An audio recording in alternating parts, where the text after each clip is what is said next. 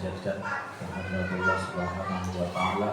Alhamdulillah, kesempatan kali ini kita kembali bisa bermajlis, kita belajar mengkaji ilmu membaca kitab Atfalul Muslimin Kaifa Rabbahum Nabiyil Amin sallallahu alaihi wasallam. Mudah-mudahan Allah anugerahkan kepada kita semua keberkahan, Allah kucurkan, Allah limpahkan rahmatnya, dan mudah-mudahan Allah senantiasa menjaga, melindungi dan melindungi kita semua. Amin Allah ya Rabbal alamin. Salawat dan salam kita ucapkan, kita hadiahkan kehadiran baginda Rasulullah sallallahu alaihi wasallam. Allahumma shalli ala sayyidina Muhammad wa alihi wasallam. Tak lupa kepada para sahabatnya, keluarganya, dan mudah-mudahan kelak kita menjadi umat beliau yang senantiasa mendapatkan syafaat baik di dunia maupun di akhirat. Hadirin takriman dari mu'alif rahimahullah ta'ala Syekh Jamal Abdul Rahman Allahu wa bi'ilmihi wa barakatuhu wa sanabatihi wa bimarwiyatihi wa dari di dunia wal akhirah bijaya suratul Fatihah. A'udzu billahi minasyaitonir rajim. Bismillahirrahmanirrahim. Alhamdulillahirabbil alamin. Arrahmanir rahim. Maliki yaumiddin. Iyyaka na'budu wa iyyaka nasta'in. Ihdinas siratal mustaqim. Siratal ladzina an'amta 'alaihim ghairil maghdubi 'alaihim waladdallin. Kita sama-sama buka halaman 47 di poin ke-28. Halaman 47 poin 28. Usia dari sulbinya para ayah sampai usia 3 tahun. A'udzu billahi minasyaitonir rajim. Wa yuhsinun nida sallallahu alaihi wasallam lis-sighar hatta minal khitab. Kebiasaan Rasul sallallahu alaihi wasallam ketika memanggil anak-anak itu dengan panggilan yang baik, walaupun panggilan yang baik, panggilan yang bagus, walaupun anak-anak itu memang anak-anak, misalkan anak dari pembantu atau dia hamba sahaya saat itu. Sebagaimana dalam hadis Rasul sallallahu alaihi wasallam yang diriwayatkan oleh Abu Hurairah, Anna Rasulullah sallallahu alaihi wasallam qala, beliau bersabda, la yakulanna ahadukum, jangan sekali-kali kalian mengatakan atau mengucapkan, memanggil kepada anak-anak itu abdi. Abdi itu berarti hambaku. Itu yang layak, yang menyampaikan itu adalah Allah Subhanahu wa taala. Rasul pun tidak pernah mencontohkan itu. Atau misalkan amati itu kalau abdi itu hamba saya laki-laki, hambaku, hamba laki-lakiku. Misalkan amati, hamba perempuanku. Kita tidak boleh memanggil seperti itu. Maka di dalam Al-Quran Allah berfirman, wala tankihul musyrikati hatta yu'minna. Jangan kalian menikahi perempuan-perempuan yang musyrik sampai mereka itu beriman. Wala amatun berarti hamba sahaya perempuan, budak perempuan, mukminah, dan dia beriman dan dia mukmin, khairum min musyrikah, itu lebih baik daripada orang-orang kafir yang secara mungkin paras ya, ajabatkum, membuat kita kagum, membuat kita takjub, khusus buat nanti anak-anak laki-laki. Nah, kalau kita punya anak laki-laki, ada yang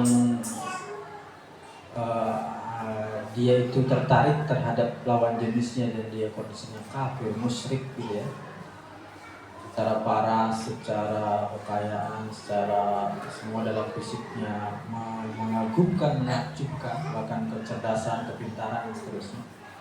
Walaupun mengagumkan seperti itu, kata Al-Quran, khairun min musyrikah walau ajabatkum. Jadi wala amatun, hamba perempuan itu lebih baik daripada mereka. Begitupun sebaliknya, wala tunkihul musyrikina hatta yu'min. Jangan kalian menikahkan atau menikahi laki-laki yang kafir atau yang musyrik sampai mereka itu beriman. Sampai mereka itu beriman. Kenapa? Wala abdun. Ini kan abdun tadi berarti budak hamba sahaya laki-laki. Wala abdun hamba budak sahaya atau hamba sahaya laki-laki itu khair, lebih baik daripada siapa? Wala abdun mu'minun khair. Budak yang beriman itu lebih baik daripada orang-orang musyrik yang laki-laki. Ulaika yad'una ilan nar.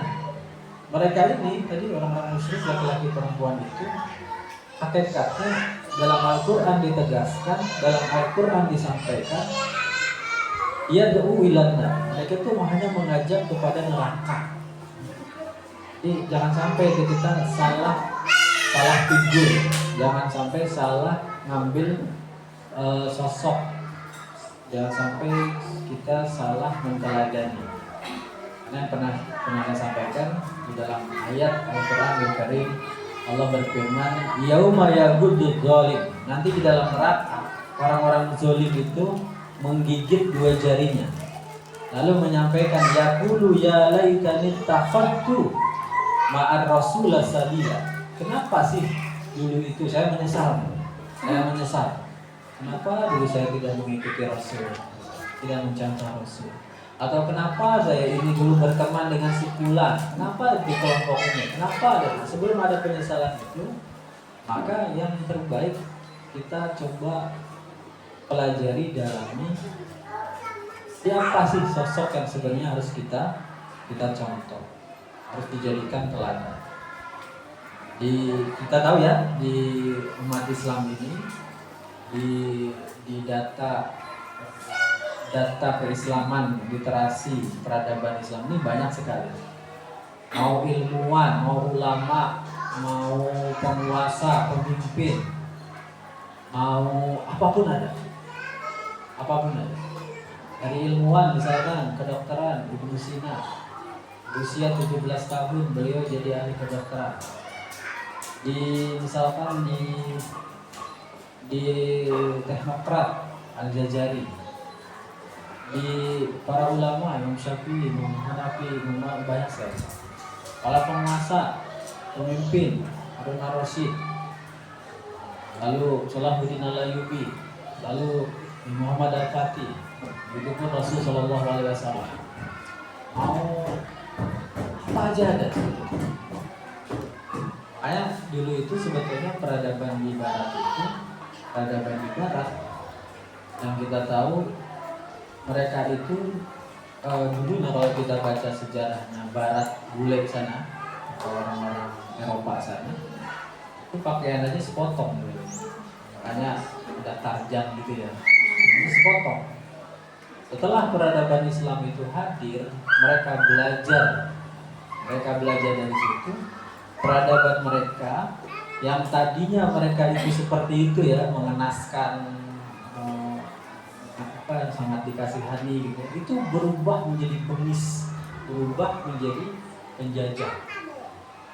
Atau mereka sulap yang tadinya berlumuran darah yang karena ditindas dan segala macam, itu mereka sulap jadi pahlawan.